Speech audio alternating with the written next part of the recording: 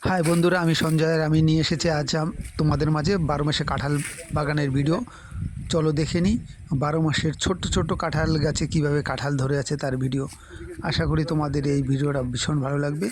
তবে এখন বিকল্প চাষ হিসাবে কাঁঠাল বাগান খুব লাভজনক, কারণ এই ব্যবসা, এই কাঁঠাল বাগান 12 মাসে সবসময় কাঁঠাল পাওয়া যায়।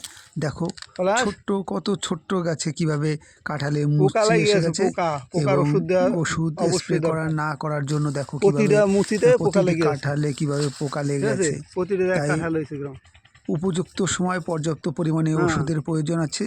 ওষুধ না দিলে ফলন অনেক অনেক কমে যাওয়ার সম্ভাবনা থাকে। দেখো গাছে কিভাবে কাঁঠালে মুচি এসে গেছে বা কাঁঠাল এসে গেছে, দেখো কিভাবে ঝুলে ঝুলে আছে। ওইটা হচ্ছে গিয়ে তোমার ভিডিও করার সময় প্রতিটি কাঁঠাল গাছে কিভাবে কাঁঠাল এসে গেছে দেখো, এবং পোকা লাগিয়ে আছে। দেখো কিভাবে ধরে আছে কাঁঠাল,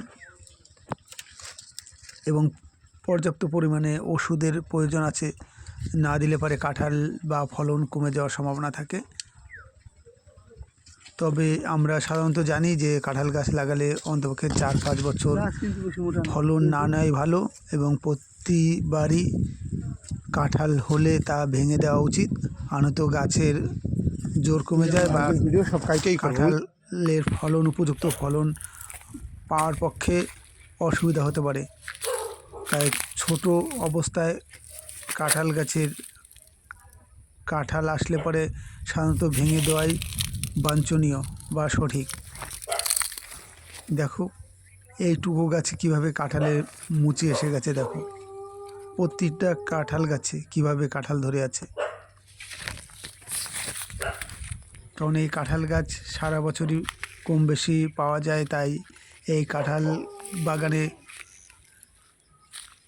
লাভজনক একটা ফলন বা ফসল। দেখো বিঘার পর বিঘা কিভাবে 12 মাসে কাঁঠাল বাগান করা হয়েছে। বিকল্প চাষ হিসাবে এখন মানুষ